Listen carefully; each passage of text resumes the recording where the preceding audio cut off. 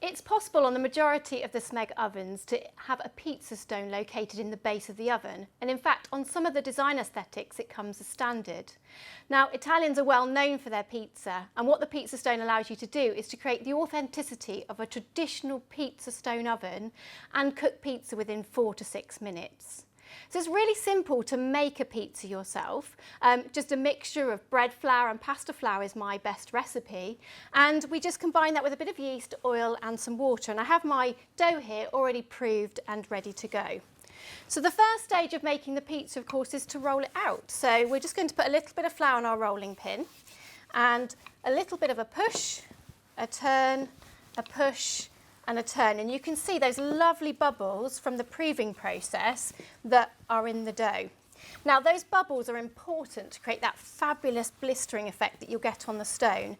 So what I'm not going to do is I'm not going to roll this out to its complete circle. I'm only going to go so far. And the next stage, to make sure those bubbles are maintained, is just to use the weight of the pizza to allow it to stretch, so we keep that lovely blistering effect when it goes into the oven. And then finally, using the fists of your hands, not your fingers, just pull those centre bits out to create that stretch in the centre. So there's our pizza, almost ready to go. We need to drizzle it with a little bit of olive oil. And my top tip at this point is not to go all the way to the edges.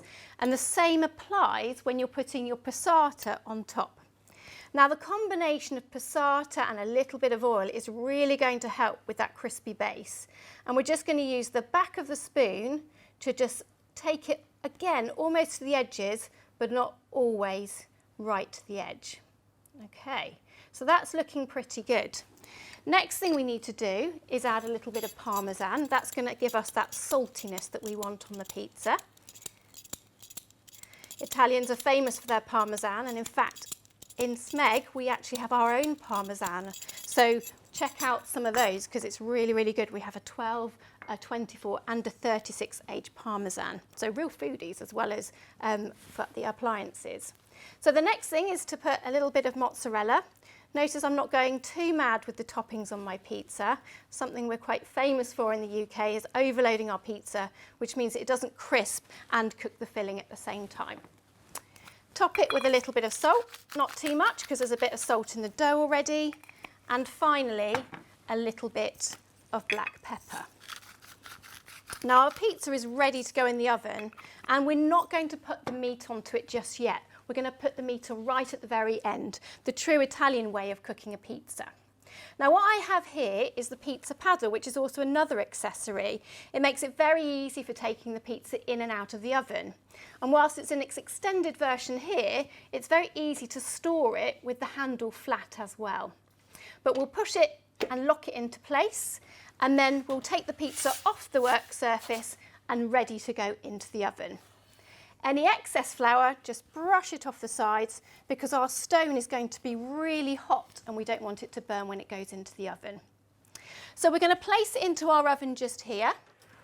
That's been preheating for quite some time.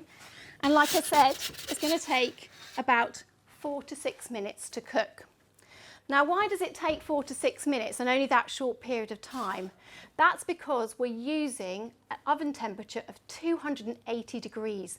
That's the maximum temperature of most of our Smeg ovens, which means when we put the stone that you just saw the pizza in the base of our oven, which sits in those beautiful 2 rings that we have located in the ovens, it gets up to a temperature at contact point of 350 degrees. So like I said, very close to that Italian stone-baked oven. So quickly, we'll start to see that dough rising. We'll get that blistering from the base and get that authentic pizza that we're after. Now, it's not just pizza that you can cook on the pizza stone, because actually, if you're not a fan of pizza, or we just want to get more out of the stone, we need to think about what else we can do. It's possible to use the pizza stone for other foods as well. So whether it be the bread for our pizza, we could also use that concept of actually cooking things like pita breads, or perhaps even the Indian chapati, because you've got that intensity of heat at the bottom. Now that base heat is critical for some other foods because you can cook quiches and flans. Now normally you would blind bake the pastry case first before putting it into the oven, but in fact you can put the raw pastry and raw filling together and get that crispy base. So no soggy bottoms to the bottom of our quiches. You can take it a step further. You could use it for mince pies. You could in fact use it for cookies. It gives you that lovely crisp base. And then finally, why not consider it for actually putting casseroles or slow cooked braising? When we put it on the hob, we get that lovely caramelization from the bottom, but we can get both, best of both worlds, that oven baked moisture and of course the heat from the base. So the pizza stone is incredibly versatile. Don't just think about it for pizzas, but think of all these other foods that you can do too. So 4 minutes into that 4 to 6 minute cook time, we've really got some good bubbling going on our pizza. So let's take a look. Wow, look, that lovely bubbling, that golden finish, and this is the perfect time to add the meat. Not too long that it crisps, but enough time just to warm it through, just the way the Italians do it. So I've got some beautiful Parma ham here that I'm going to pop on the top of my pizza.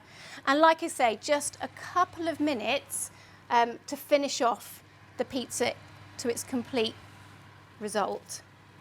Right, let's check this pizza out. So again, use the paddle just to take it off the stone. And although this is hot, I'm going to show you how crisp that base is. Fabulous. So the final touches to the pizza is a little drizzle of oil, a little bit of fresh basil on the top, and then listen to this crunch. If you're not inclined to cook a pizza from fresh, you can absolutely use the stone for a frozen pizza or even a part-baked pizza. You'll get very similar results, but get that really crisp base by using the stone instead of just baking it in the oven.